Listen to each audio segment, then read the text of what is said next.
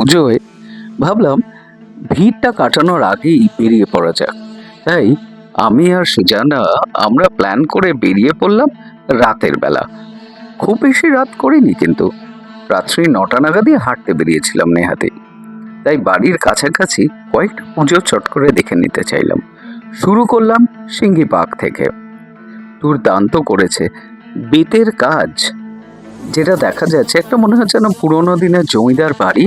সেটাকে যদি এক্সরে করে স্ক্যান করা যায়, তার ভিতরটা যেরকম দেখতে লাগবে সেরকম একটি আদল।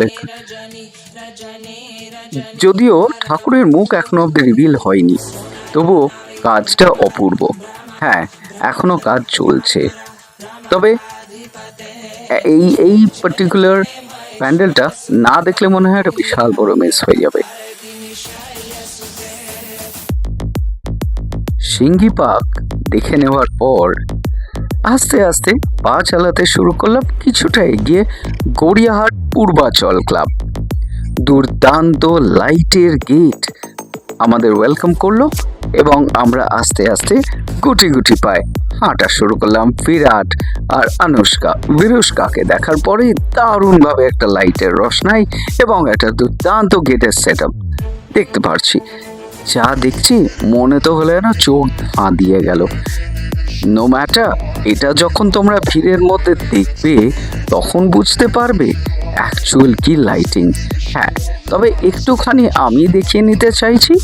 এই সময় যারা মোবাইল থেকে দেখছো তাদের জন্য পার্টিকুলার প্রেজেন্টে লাইট, এটা কিন্তু মিস করলে চলবে না।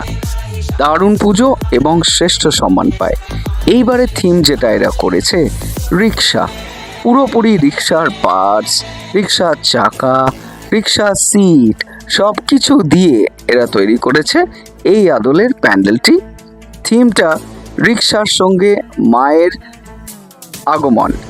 তো মা দুর্গাকে যদি আমরা দেখি, মা দুর্গা বসে আছেন রিক্সার সিটের ওপরে।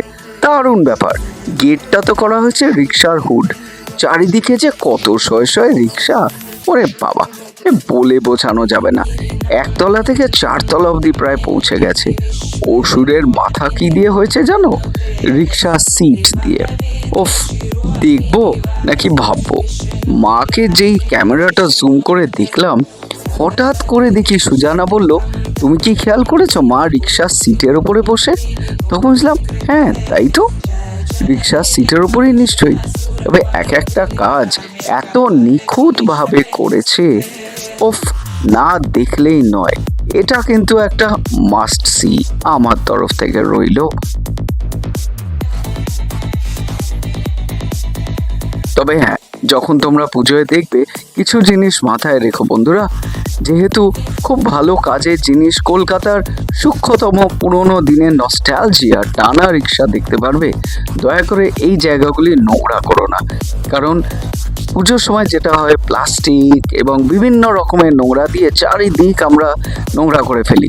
জায়গাটা যত পরিষ্কার রাখবে, যেরকম দেখছো ঠিক সেরকম লাগবে। এছাড়া অন্য কিচ্ছু রকম লাগবে না। তবে হ্যাঁ, আসতে কিন্তু ভুলো না। এরপরে আমরা চলে এলাম একডালিয়া এভারগ্রিন, বাড়ির খুব কাছে। তবে একডালিয়া এভারগ্রিনের কাজ এখনো পুরোপুরি শেষ হয়নি।